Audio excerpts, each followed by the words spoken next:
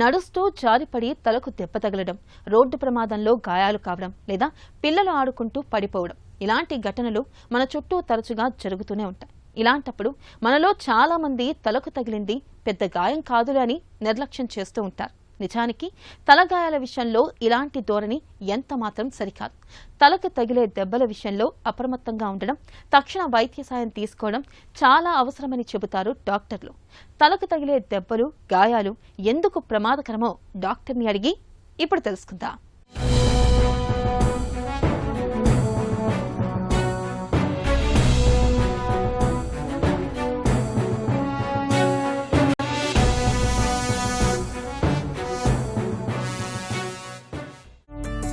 తలగాయాలు ఎందుకు ప్రమాదకరం? వీటిని ఎందుకు పట్టించుకోవాలి?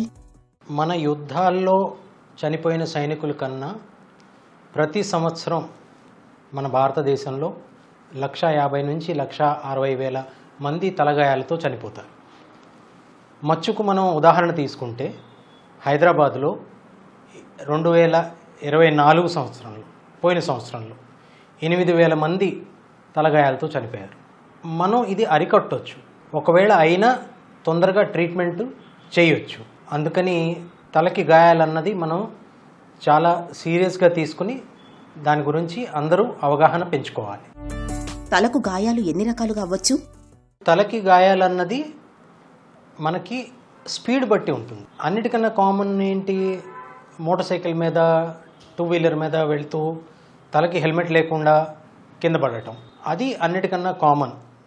కానీ అప్పుడప్పుడు ఏముంటుందంటే, ఇంత స్పీడ్లో వెళ్ళినప్పుడు తలకి గాయం తగలకపోయినా తల చాలా స్పీడ్గా వెళ్ళి సడన్గా ఆగటం, యాక్సలరేషన్, లేకపోతే తల స్పీడ్ సడన్గా ఆగిపోవడం వలన డీసెలరేషన్, వీటి మూలాన కూడా తల ఒక సెరెబ్రోస్పైనల్ ఫ్లూయిడ్ అన్న నీళ్ళలో తేలాడుతూ ఉంటుంది కాబట్టి అలా ఊగుతుందన్నమాట.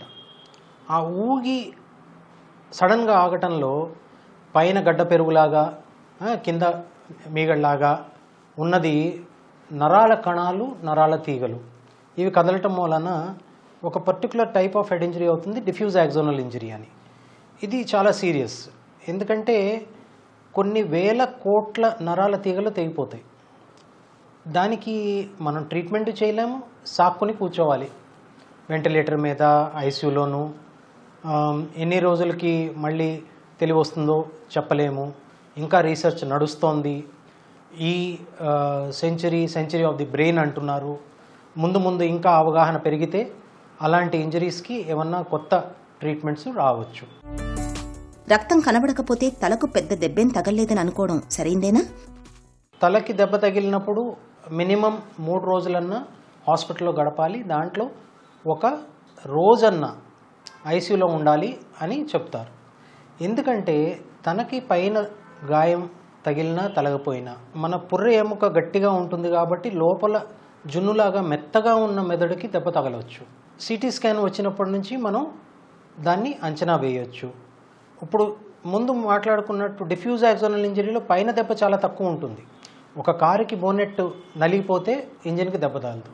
అలాగే డైరెక్ట్గా ఆ ఇంజిన్ నుంచున్న దాని మీద దెబ్బ తగిలితే మొత్తం ఇంజినే పాడైపోతుంది. అలాగే పైన పుర్రెకి దెబ్బ తగలకపోతే మెదడుకి చాలా గట్టి దెబ్బ తగులుతుంది. అప్పుడప్పుడు పుర్రె ఇరగడమే మంచిది. కానీ ఒకటేంటి, పుర్రె ఇరిగిపోతే 50% దాని కింద పక్క రాత్రి లోపల కొన్ని గంటల్లో రక్తం చేరొచ్చు అని మనకు తెలుసు. కాబట్టి హాస్పిటల్లో ఉంటే అలా రక్తం పెరిగి స్పృహ పోయిందా, కళ్ళు తేలేయటం జరిగిందా, శ్వాస తీసుకోవడంలో కష్టం వచ్చిందా అంటే అర్జెంటుగా ఆపరేషన్ చేసి ఇలా బయట ఉన్న రక్తాన్ని, అప్పుడప్పుడు మెదడు లోపల ఉన్న రక్తాన్ని సర్జికల్గా తీసి పేషెంట్ని బతికించవచ్చు. తల మీద కొన్ని ప్రత్యేక ప్రాంతాలలో దెబ్బలు తగిలితేనే ప్రమాదమని భావించవచ్చా? దీనిలో 2 మనం మాట్లాడుకోవాలి. ఒకటి, తల మీద వెళ్తూ గడప తగలటం, లేకపోతే కిచెన్లో లేడీస్ పైకి లేచినప్పుడు పైనున్న చూరు తగలటం, దాన్ని కూడా హెడ్ ఇంజరీనే అంటారు. కానీ సైంటిఫిక్గా మాట్లాడాలంటే traumatic brain injury. Traumatic brain injury అంటే మెదడుకి దెబ్బ తగలటం. మెదడుకి దెబ్బ తగలటం ఎలాంటిది, కొన్ని సెకండ్లన్నా కొన్ని నిమిషాలన్నా స్పృహ పోవటం, వాంతి రావటం, తల తిరగటం, ఇలాంటివి ఫిట్స్ రావటం, ముక్కు నుంచి అన్నా చెవు నుంచి అన్నా రక్తం రావటం, ఇలాంటివి ఉంటే డెఫినెట్గా మనకి మెదడు దెబ్బ తగిలిందని మనం అంచనా వేయవచ్చు. ఏ చిన్న దెబ్బ అయినా మంచిది కాదు. తలగాయాలు అయినప్పుడు ఎలాంటి ప్రథమ చికిత్సను అందించాలి? ఉమ్మడి రాష్ట్రాల నుంచి 108 సేవలు మొదలవటం మనకు అదృష్టం. మొత్తం దేశవ్యాప్తంగా ఇది వాడుతున్నారు కాబట్టి, అంచనాలు వేస్తున్నారో లేదో నాకు తెలియదు కానీ 108 అంబులెన్స్ వచ్చిన తర్వాత ఇలా దెబ్బలు తగిన వాళ్ళ ప్రాణాలు లక్షలాది సేవ్ అవుతున్నాయి. ఇలాంటిది రావడం చాలా మంచిది.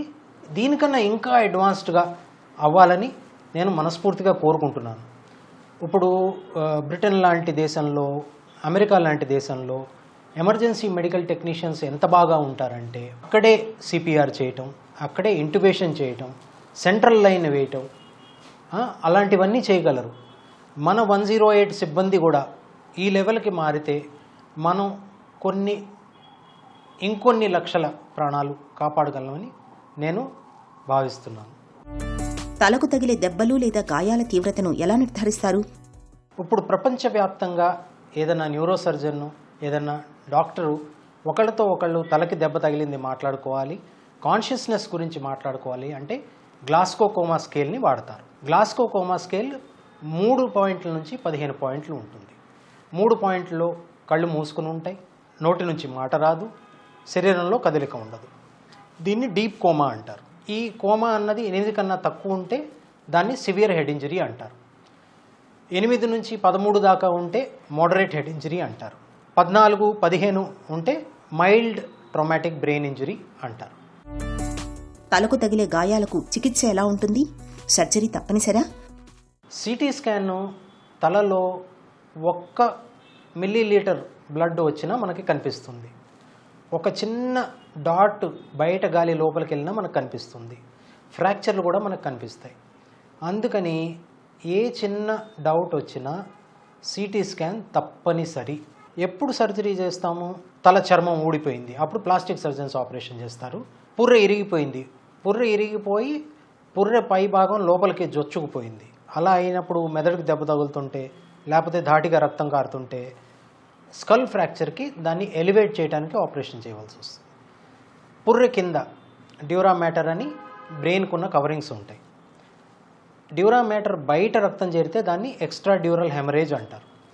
ఎక్స్ట్రా డ్యూరల్ హెమరేజ్ ఒకవేళ అయితే పేషెంట్ దాని మూలన కోమాలోకి వెళ్తే, ఒకవేళ 15 నిమిషాల లోపల కోమాలో వెళ్ళినప్పుడు ఆ ఎక్స్ట్రా డ్యూరల్ హెమరేజ్ని మనం తీయగలిగితే పేషెంట్ 100% రికవరీ ఉంటుంది. అది తొందరగా పెరుగుతుంది కాబట్టి ఒకవేళ మనం రికగ్నైజ్ చేయక వదిలేసాం అనుకోండి, అలాంటి పేషెంట్ని సిటీ స్కాన్ చేయకుండా ఇంటికి పంపించేసాం అనుకోండి, రాత్రి నిద్రలో మనకి అందకుండా పరలోకానికి వెళ్ళిపోయే అవకాశం కూడా ఉంటుంది. అందుకని మళ్ళీ ఒకసారి మనవి చేసుకునేది ఏంటంటే సిటీ స్కాన్ పక్కా చేయాలి. అలాగే ఇంకా లోపలికి వెళ్తే డ్యూరా కింద సబ్ డ్యూరల్ హెమరేజ్, అదేముంది, ఇది కొంచెం ఎక్కువ డేంజర్. డ్యూరా కిందకి బ్లడ్ వెళ్ళిందంటే మెదడు ఉపరితలం మీద బ్లడ్ చేరినట్టు. బ్లడ్ రక్తనాళాల్లో ఉన్నంత వరకు మెదడు చాలా సంతోషంగా ఉంటుంది. ఆ రక్తనాళాల్లో ఉన్న బ్లడ్ దాని పైకి వచ్చినప్పుడు ఒక రకంగా బ్రెయిన్ స్పార్కింగ్ చేయడం మొదలు పెడుతుంది, ఫిట్స్ వచ్చే అవకాశం ఉంటుంది, రక్తనాళాలు కుంచుకుపోతాయి, బ్రెయిన్ తను చంపుకోవడం మొదలవుతుంది, బ్రెయిన్లో చిన్న దెబ్బ పెరగడం మొదలవుతుంది. దీన్ని లోకల్ డిఏసి అంటారు. బ్రెయిన్లో థ్రోంబోప్లాస్టిన్ అన్న పదార్థం మొత్తం శరీరంలో ఎక్కువ మోతాదులో ఉంటుంది. అందుకని చిన్న దెబ్బ పెరిగి డబుల్ అయ్యే సైజు మెదడు తత్వం. అందుకనే 6 నుంచి 8 గంటల తర్వాత ఇంకో సిటీ స్కాన్ చేస్తారు. దీన్ని ప్రోగ్రెషన్ ఆఫ్ హిమటోమా అంటారు. అప్పుడప్పుడు ఇలా ప్రోగ్రెషన్ ఆఫ్ హిమటోమా అన్నప్పుడు మొదట ఆపరేషన్ వద్దనుకున్న ఆ హిమటోమాని తీయటానికి లేకపోతే సబ్డ్యూరల్ హెమరేజ్ని తీయటానికి రెండో రోజు ఆపరేషన్ చేయవలసిన అవసరం ఉంటుంది. తలకు తగిలే దెబ్బలు, గాయాల విషయంలో భయపడాల్సిన అవసరం లేదు, కానీ నిర్లక్ష్యం చేయకూడదు. తలకు గాయమైన తర్వాత తీవ్రమైన తలనొప్పి, వాంతులు, స్పృహ కోల్పోవడం, మగత, మాట తడబడడం వంటి లక్షణాలు కనిపిస్తున్నప్పుడు వెంటనే డాక్టర్ని సంప్రదించాలి, తగిన వైద్య సాయం పొందాలి.